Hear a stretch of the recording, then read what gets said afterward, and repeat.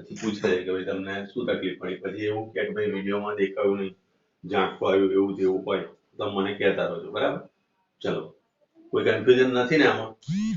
ચલો, તો આપણે સૌથી પહેલા પેલું ગયા વિડીયોની અંદર મેં તમને દાખલો છેલ્લે આપણે કર્યો હતો, બરાબર? અને દાખલા પહેલા શું હતું? દાખલાની અંદર કોઈ કન્ફ્યુઝન હોય તો મને કહી દો. દાખલાની અંદર અને પેલા બે દાખલા હતા, વિદ્યુત બળ અને ગુરુત્વાકર્ષણ બળ વાળા. તો Fg નું મૂલ્ય તમને ખબર હોય કે G Q1 G m1 m2 upon r square, m2 upon r square સૂત્ર હતું.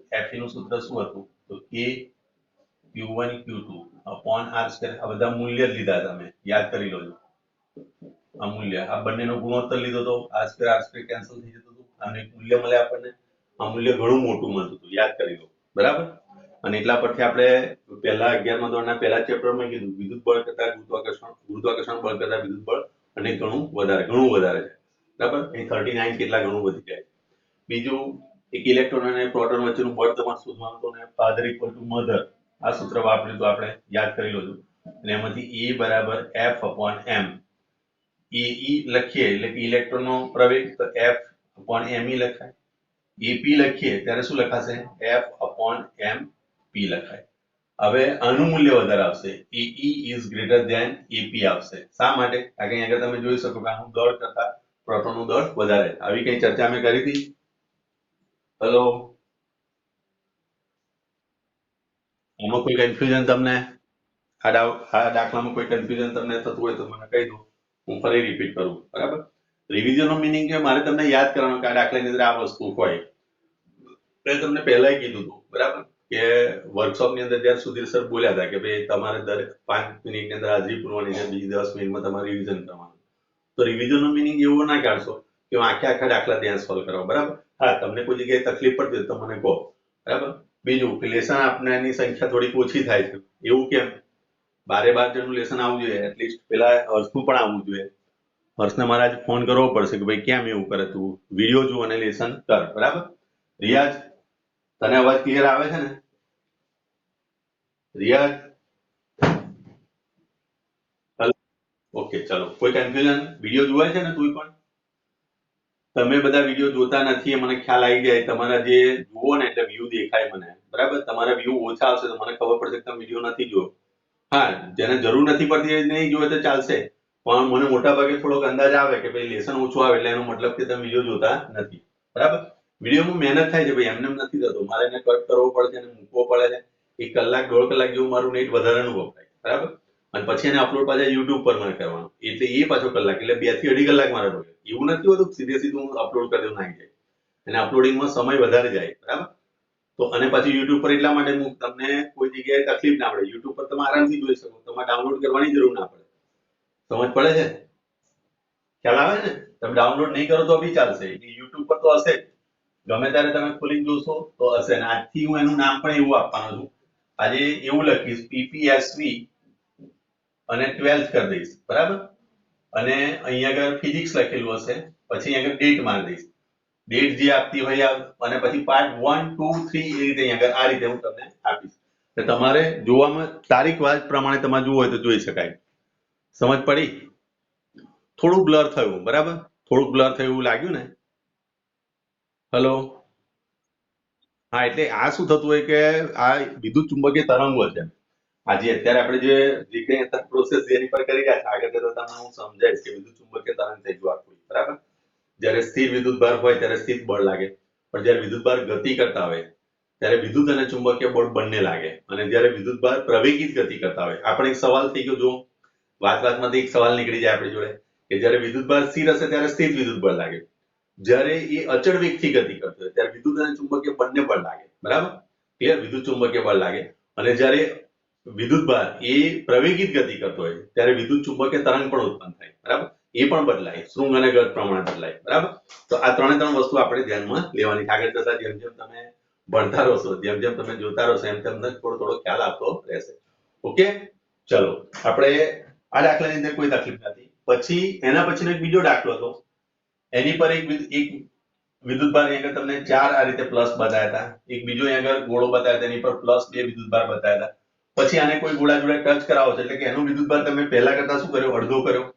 આનો પર પહેલા કરતા અડધો વિદ્યુતભાર કરી દીધો. આ Q1 બરાબર આ હતું, બરાબર. આનો જે વિદ્યુતભાર અડધો થયો, આનો પણ વિદ્યુતભાર તમે શું કર્યો છે, અડધો કર્યો. અને પછી બંનેને અડધા અંતરે મૂક્યા, બરાબર. તો એનું એ જ બળ આવે. કારણ કે તમને ખબર છે કે F ડેશ બરાબર શું લખાય, તો કે Q1 dash Q2 dash upon R dash નો સ્ક્વેર. તો શું થશે, કે Q1/2 Q2/2 અને છેદની અંદર R ડેશ બરાબર શું કર્યું હતું, R/2 નો વર્ગ.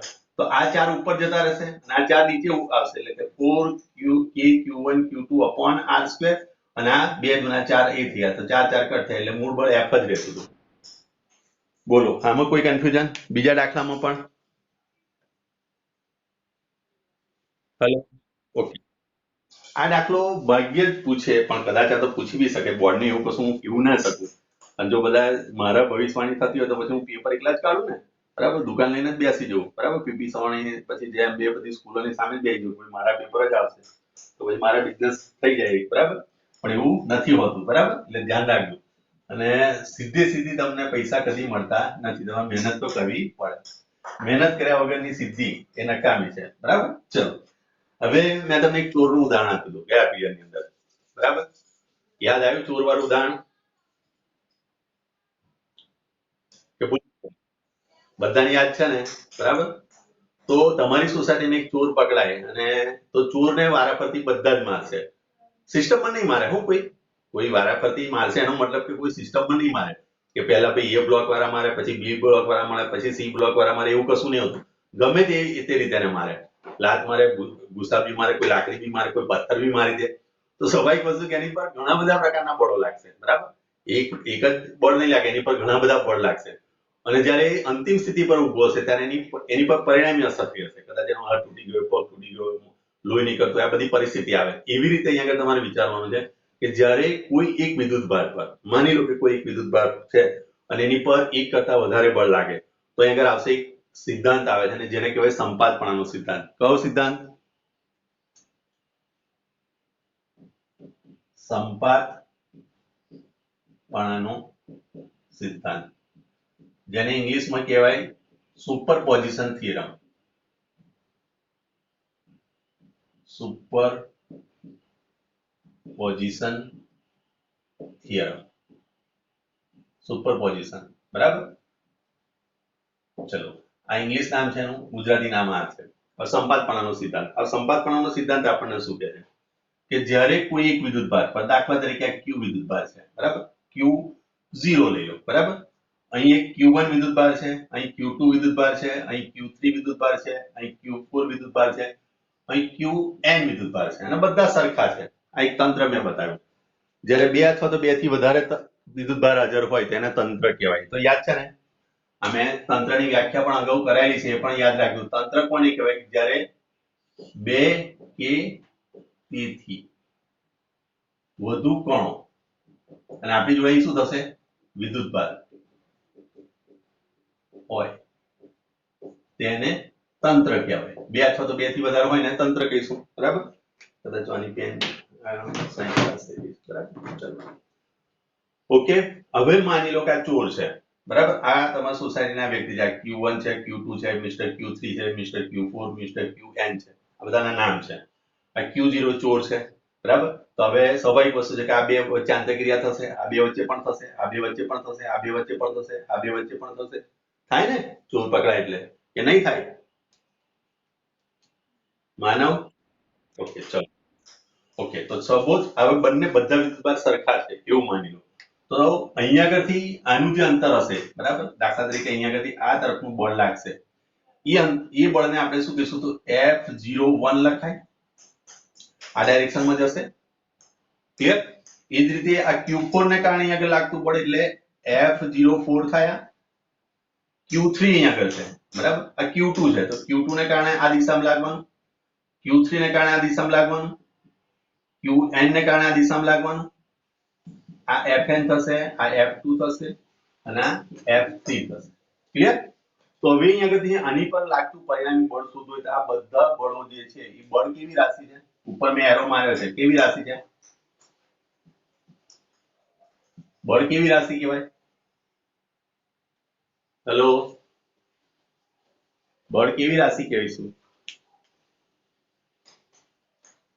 ભૂલી ગયા બધા?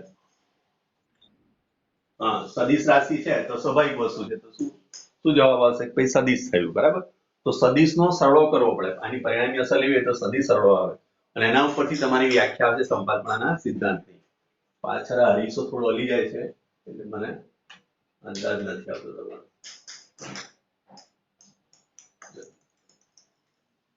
ઓકે, કોઈ આવે તો એટલે મારે જોવું પાછળનો હરીશો મૂકેલો, બરાબર.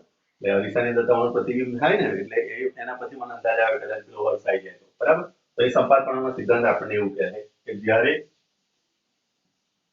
જ્યારે કોઈ વિદ્યુત ભાર પર એક કરતા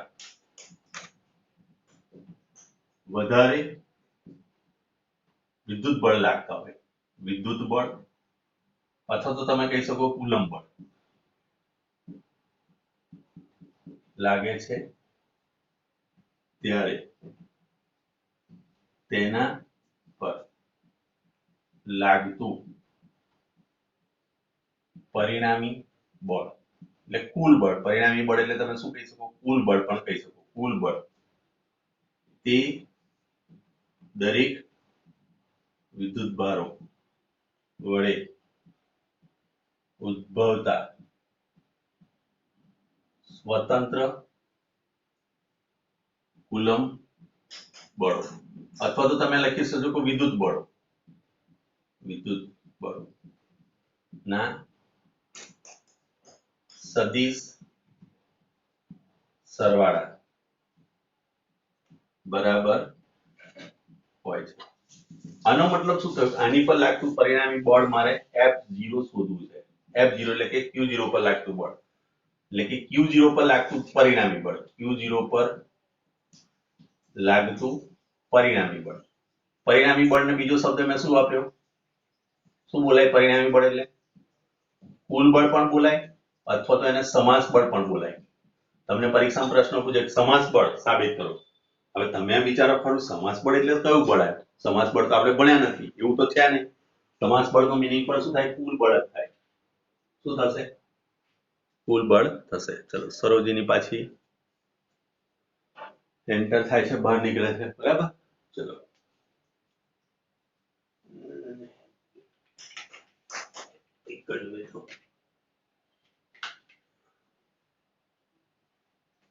ચલો, સમાસ બળ, પરિણામી બળ અને કુલ બળ ત્રણેય નામ એક થઈ ગયા, બરાબર. લાગતું પરિણામી બળ મારે F0 શોધવું છે. F0 બરાબર વ્યાખ્યામાં શું કીધું છે? દરેક વિદ્યુતભારો વડે ઉદ્ભવતા સ્વતંત્ર કુલમ બળોના સદિશ સરવાળા. આના વડે ઉદ્ભવતું બળ F0 બળ લખાય, F01 પ્લસ સદિશ સરવાળો તમને કીધું છે. અહીંયા શું કીધું છે? સદિશ સરવાળો એટલે F02 બધાની પર સદિશ છે plus F03 plus up two શું લખવાનું? F0n. ચલો, આ થયો સંપાદપણાનો સિદ્ધાંત. કોઈ ડાઉટ આમાં?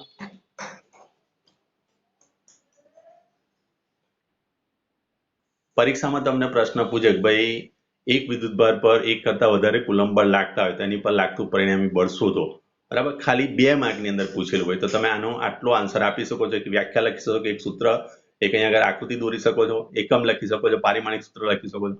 આ ફક્ત 2 માર્કની મેં ચર્ચા કરી, હું ધ્યાન રાખજો. હવે સપોઝ માન લો કે તમને 3 માર્કની અંદર પૂછે તો એને કેવી રીતે રિપ્રેઝન્ટ કરવું? તો સૌથી પહેલા પેલું તમારા માઇન્ડમાં હોવું જોઈએ સુપરપોઝિશનનો મીનિંગ, બરાબર. જ્યારે કોઈ એક વિદ્યુતભાર પર એક કરતા વધારે કુલમ બળ લાગતા હોય ત્યારે આ વિદ્યુતભાર પર લાગતું પરિણામી બળ એ દરેક વિદ્યુતભાર વડે ઉદ્ભવતા કુલમ્બીય બળ અથવા તો વિદ્યુત બળોના સદિશ સરવાળા બરોબર થાય. આનો નિયમ છે. આ નિયમ તમને બધાને મોડે થવો જોઈએ, બરાબર. વારાફરતી હું તો અહીંયા આગળ હવે બોલાડી નહીં શકું, પણ તમે તમારી જાતે બધા વિચારી લો છો કે આ નિયમ મને મોડે થવો જોઈએ, બરાબર. તો આ તમારું એક એક્સ્ટ્રા હોમવર્ક થશે કે જેટલી બી હવે હું વ્યાખ્યાઓ કરાવીશ એ બધી હવે વ્યક્તિગત તો હું પૂછી નહીં શકું ને. પરિણામ પૂછાય વ્યક્તિગત, હવે પૂછી જોવાય ખરી દરેકને. હું પૂછીશ તો શું થશે?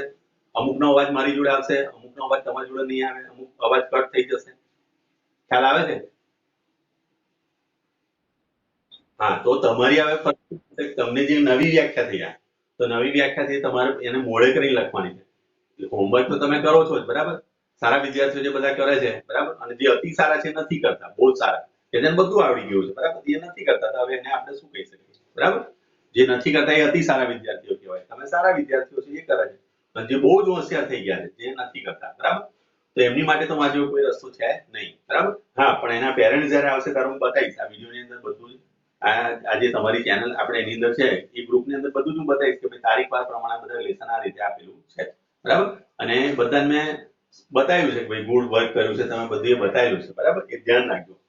હોમવર્ક આ વર્ષે તમારે કરવાનું છે. પેલું ગયા વર્ષે 11મું ધોરણ હતું, તો 11મા ધોરણમાં બધી વસ્તુ આપણે ઇગ્નોર કરી દીધી, પણ આ 12 છે એટલે ધ્યાન રાખજો.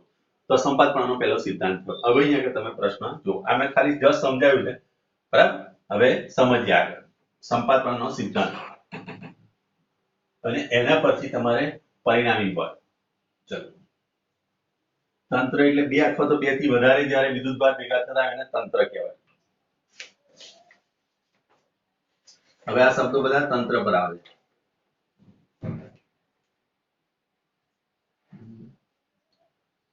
ચલો, Q1 Q2 અને Q3 સંપાદપણાનો સિદ્ધાંત લખો અને યોગ્ય ઉદાહરણ દ્વારા સમજાવો, બરાબર. આ 3 માર્કમાં થાય.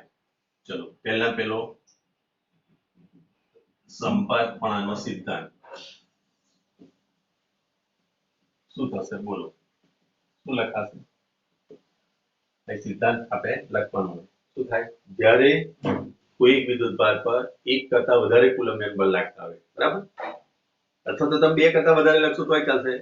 એક કરતા એટલે કે બે થઈ ગયા, બરાબર. બે વિદ્યુતભાર લાગતા હશે ત્યારે પણ તમે લખશો, બરાબર. એક કરતા વધારે કુલમ્બિક બળ લાગતા હોય ત્યારે એનું પર ઉદ્ભવતું પરિણામી બળ, કુલ બળ કે સમાસ બળ, એ દરેક વિદ્યુતભાર વડે ઉદ્ભવતા સ્વતંત્ર બળોના સદિશ સરવાળા બરોબર થાય. અને આ રીતે તમારે એનો સંપાદપણાનો સિદ્ધાંત અહીં લખવાનો. આટલું આવડે. હવે કંઈ આગળ ઉદાહરણ અહીં આગળ આપેલું છે, તો અહીં વિદ્યુતભાર મૂકેલા છે. 3 વિદ્યુતભાર માટે પેલું લઈએ છે Q1 Q2 અને Q3. અહીં Q1 વિદ્યુતભાર છે, અહીં Q2 છે, અને અહીં આગળ Q3 છે. આ ઉગમ બિંદુ O છે, બરાબર. અહીં આગળથી એનો સ્થાન સદિશ R1 બતાવેલો છે. આનો સ્થાન સદિશ જે છે એ R2 છે. આનો સ્થાન સદિશ જે એ R3 છે. ક્લિયર? ચલો, હવે અહીં આગળ જુઓ, આ 3 વિદ્યુતભાર છે. આ ઉગમ બિંદુ છે, વિચારી લો. x અક્ષ, y અક્ષ અને z અક્ષ એવી કંઈક બતાવી છે. x અક્ષ છે, આ y અક્ષ અને z અક્ષ છે, બરાબર. ચલો, તો આગળ એનું આકૃતિનું વર્ણન શું કરી શકાય કે આકૃતિમાં દર્શાવ્યા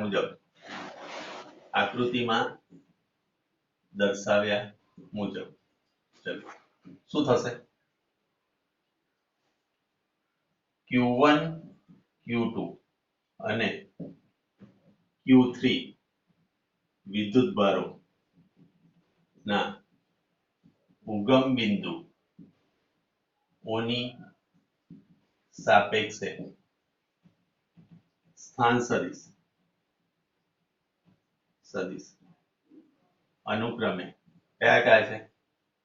R1, R2 અને R3 છે. ક્લિયર આટલી વસ્તુ? કોઈ કન્ફ્યુઝન આમાં? હવે મેં આકૃતિ પરથી વર્ણન કરવાનું મેં તમને તમારી ભાષામાં શીખવાડ્યું છે. કોઈ યાદ હોય તો મને કહો. યાદ છે ને? માછલી વાળું ઉદાહરણ લીધું હતું, પછી પર્વત બતાવ્યો હતો, પક્ષી બતાવ્યા હતા. યાદ આવ્યું કઈ? હેલો,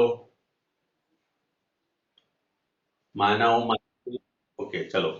બીજું કે અહીંયા આગળ મને પહેલું Q1 Q2 Q3 દેખાય, કોઈને પહેલું O દેખાય, તો પહેલું લોકો આકૃતિમાં દર્શાવ્યા મુજબ O ઉગમ બિંદુ છે. એનાથી R1 સ્થાન સદિશ ધરાવતો વિદ્યુતભાર Q1 છે. એનાથી R2 વિદ્યુત સ્થાન સદિશ ધરાવતો Q2 વિદ્યુતભાર છે. એ રીતે પણ તમે લખી શકો છો. મેં સિમ્પલ ફોર્મની અંદર આ રીતે લખ્યું. એટલે વર્ણન કરવાની અંદર કોઈ દિવસ એવું નથી કે પહેલી લાઈન આ લખો, બીજી લાઈન આ લખો. વર્ણનની અંદર કોઈ એવું રૂલ્સ નહીં હોય. હા, તમે વ્યાખ્યા લખો છો, કોઈ સૂત્ર લખો છો, બરાબર, અથવા તો કોઈ એવી જગ્યાએ તમે કોઈ સિદ્ધાંત લખતા હોય તો એ વખતે તમારે લાઈનને આગળ પાછળ નહીં કરાય, બરાબર. સિદ્ધાંત છે, નિયમ છે, આ બધી વસ્તુમાં આગળ પાછળ ના થાય. બાકીની બધી વસ્તુ તમે આગળ પાછળ કરી શકો છો, બરાબર. જમવા બેઠા તો દાળ ભાત શાક રોટલી મૂકેલા હોય તો તમારી ઈચ્છા છે. તમે પેલી રોટલીને શાક બી ખાઈ શકો છો, ખાલી ડાયરેક્ટલી પી શકો છો, ભાત પૂરો પણ ખાઈ શકો છો, તમે તમારી સ્વતંત્ર છો. એવી રીતે અહીંયા આગળ પણ આવું વસ્તુ છે. બરાબર, ક્લિયર? તો ચલો હવે અહીંયા આગળ મારે શોધવું છે. અહીંયા આગળ આપણને એવું કીધું કે ભાઈ Q1 પર લાગતું બળ. બરાબર, દાખલા તરીકે મારે શોધવું છે Q1 પર લાગતું પરિણામી બળ.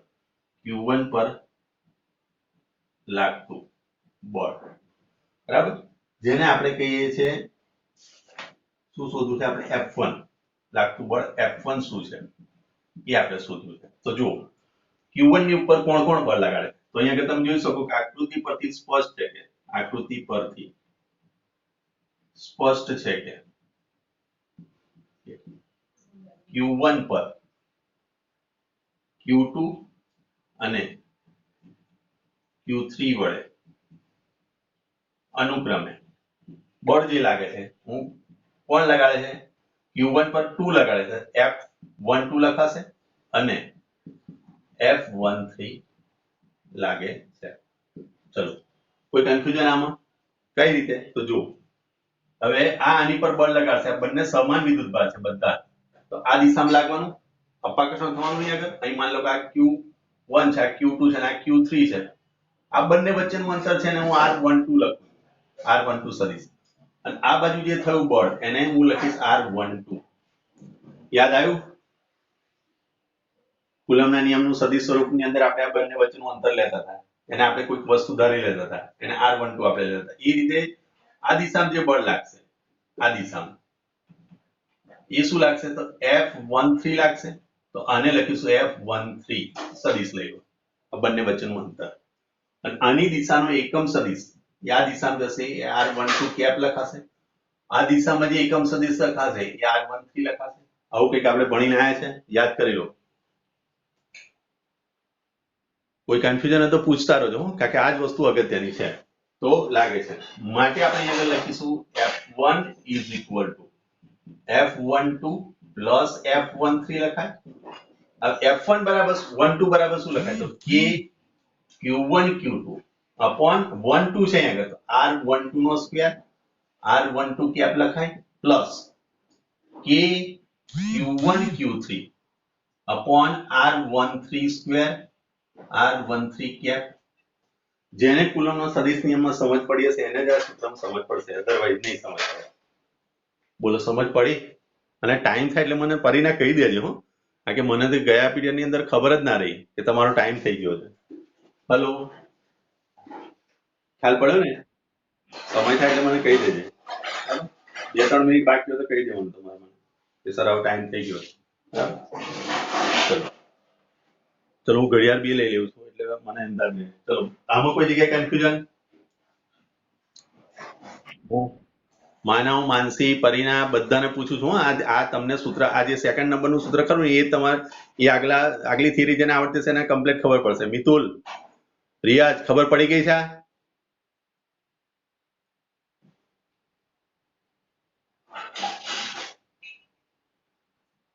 મિતુલ, રિયાજ,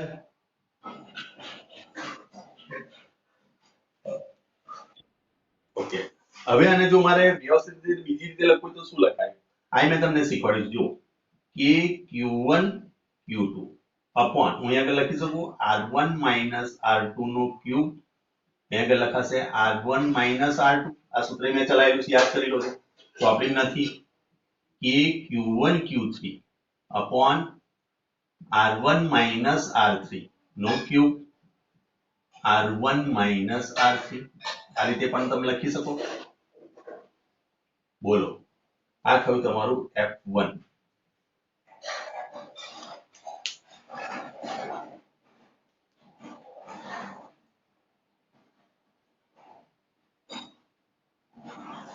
ઓકે, ચલો હવે જો કઈ રીતે થાય છે. તો આની પર લાગતું બળ મારે F1 શોધવું છે. તો F1 એટલે શું થયું? તો જ્યારે કોઈ વિદ્યુતભાર પર એક કરતા વધારે કુલમ બળ લાગતા હોય, અહીં એક કરતા વધારે કુલમ બળ થયા, ત્યારે એની પર લાગતું પરિણામી બળ F એ દરેક વિદ્યુતભારો વડે ઉદ્ભવતા કુલંબિક બળોના સદિશ સરળો બરોબર થયો. આ સિદ્ધાંત થયો. કોનો થયો? સંપાતપણાનો સિદ્ધાંત. તો આ રીતે તમે એને સમજાવી શકો છો. આ મેં ફક્ત 3 વિદ્યુતભાર લઈને સમજાવ્યું, પણ હવે માની લો કે તમારી જોડે અનંત વિદ્યુતભાર હોય, એક કરતા વધારે વિદ્યુતભાર હોય, તો એને કઈ રીતે સમજાવે એ આપણે જોઈએ, બરાબર? તો એવા સંજોગ આને હું આ રીતે પણ લખી શકું છું, અને હું કાઢીને આને હું સિગ્માના દ્રષ્ટિકોણથી લખી શકું છું. અહીંયા આગળ F1 બરાબર એ લખી શકાય સિગ્મા કે હું બહાર લઈ લઉં, એટલે લખાય Q1 Q2 upon R12, બરાબર? R12 cap. અહીંયા આગળ I કેરેટ લઈ લઉં, અહીંયા આગળ J કેરેટ લઈ લઉં, અથવા તો અહીં 1 લઈ લઉં, અહીંયા આગળ I કેરેટ લઈ લઉં, અથવા તો J કેરેટ લો છો તો ચાલશે.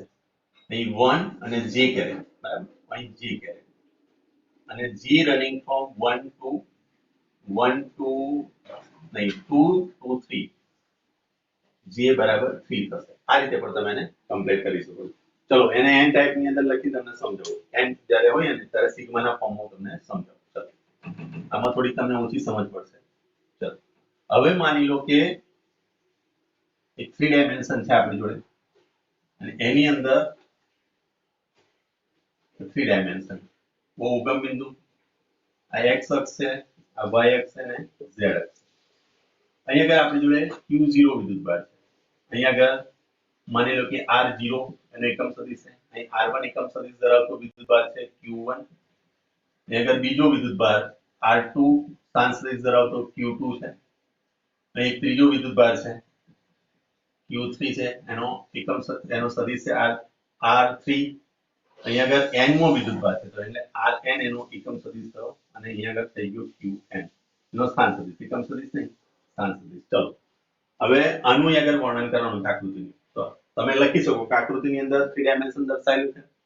Q1 Q2 Q3 up to Qn વિદ્યુતભારો છે જેમના સ્થાન સદિશ અનુક્રમે R1 R2 up to Rn છે, બરાબર?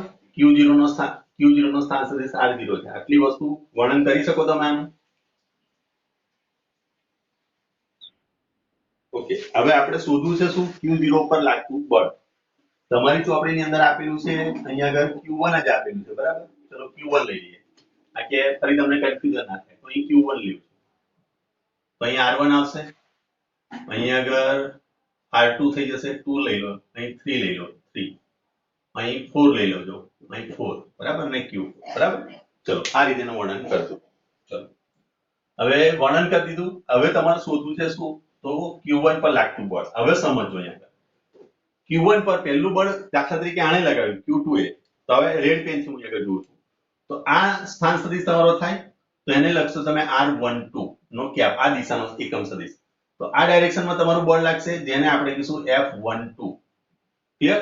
એ જ રીતે Q4 એની પર બળ લગાડશે આ દિશામાં, તો આગળ લખાશે R14 આ સદિશ, અને એકમ સદિશ અહીં આગળ થાય એનો R14 એકમ સદિશ, અને આગળ લખાશે F14. એ જ રીતે અહીંયા આગળ આ Q3 એની પર બળ લગાડે આ રીતે, તો અહીંયા આગળ લખાશે F13. ક્લિયર? એ જ રીતે આ Rn એની પર બળ લગાડે છે આ દિશામાં, તો Q1n. ક્લિયર? ચલો તો સ્વાભાવિક વસ્તુ છે કે હું એમ કહી શકું કે F1 પર લાગતું એટલે કે Q1 પર લાગતું બળ, Q1 પર લાગતું પરિણામી બળ, બરાબર? F1 is equal to શું લખાશે? F12 plus F13 plus F14 plus up to F1n લખાય. ચલો આ વાક્ય મેં લખ્યું, તમને સમજ પડી હશે. સૂત્ર લખ્યું એમાં. હેલો, ચલો કોઈ કન્ફ્યુઝન એમાં? ચલો હવે જુઓ, અહીંયા આગળ સવાલ તમને એ થવો જોઈએ કે F11 કેમ ના આવ્યું? અહીંયા આગળ કોઈ વાર તમારા માઇન્ડમાં સવાલ થયો કે F11 કેમ નથી આવ્યું? F12 લખ્યું, 11 કેમ ના લખ્યું? તો 11 એટલા માટે ના લખ્યું કે જો આ તમે 11 લખવા જાવ શું થાય કે Q1 અને R11 અને R11 એકમ સદિશ આનો વર્ગ, મારી વચ્ચેનું અંતર શું લખાય? મારી વચ્ચેનું અંતર શું લખાય? તમારી વચ્ચેનું અંતર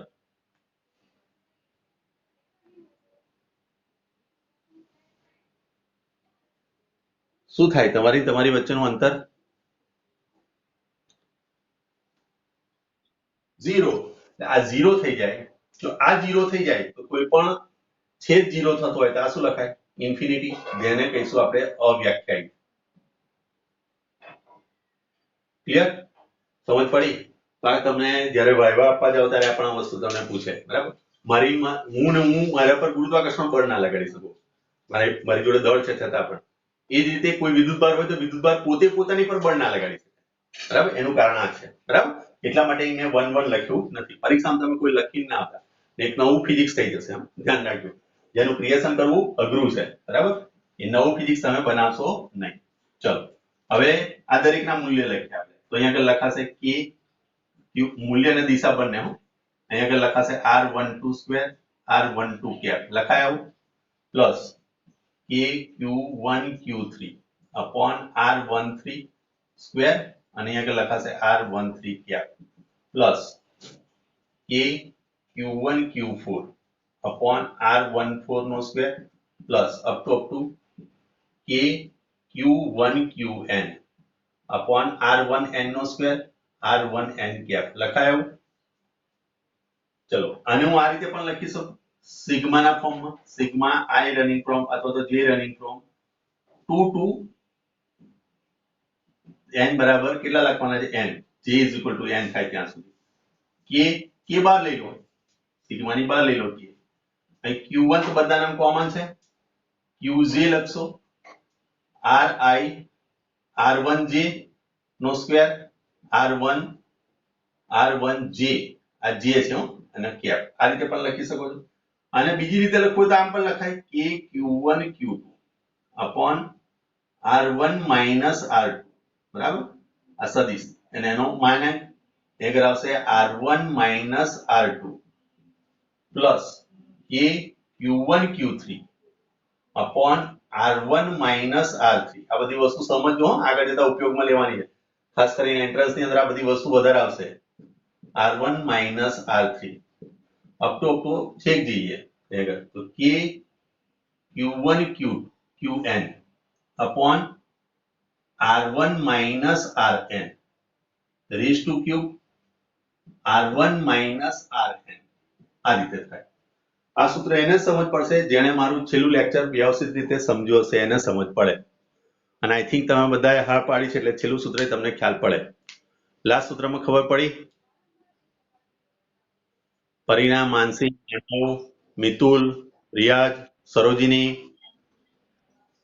ખબર પડે છે ને બધાને ઓનલાઈન ક્લાસ મારો હંમેશા ઓફલાઈન જેવો જ હોય છે એને ધ્યાનથી સમજો જે સમજે છે એ બધા સારી રીતે પાસ થયા જ છે ભાઈ અને સારા સારા માર્ક લઈને આવેલા છે ધ્યાન રાખજો ચલો therefore હું આને આમ પણ લખી શકું f1 is equal to કે હું બહાર લઈ લઉં છું કે q1 પણ લઈ શકો છો કે q1 sigma j running from 2 to બરાબર 2 to n લખશો તમે બરાબર અને અહીંયા આગળ લખી દોસો qj q છે અને j લખ્યો અહીંયા r1 minus rj હવે કોઈને એવું થતું હોય તો q1 મૂકી શકાય દરેકમાં q1 એ મૂકી દો બરાબર અહીંયા આગળ લખાશે q r1 minus rj આ રીતેનું સ્વરૂપ આવે બોલો સમજ પડ્યા આ સાચું ના પણ સાચું પરીક્ષામાં તમને આ બે મૂકી શકાય ઓપ્શનમાં પણ મૂકી શકાય અને સાબિત કરવાનું પણ પૂછી શકાય બોલો છે ડાઉટ જોઈ લો એકવાર હું પાણી પી લઉં ચલો પાણી તો અહીંયા જ છે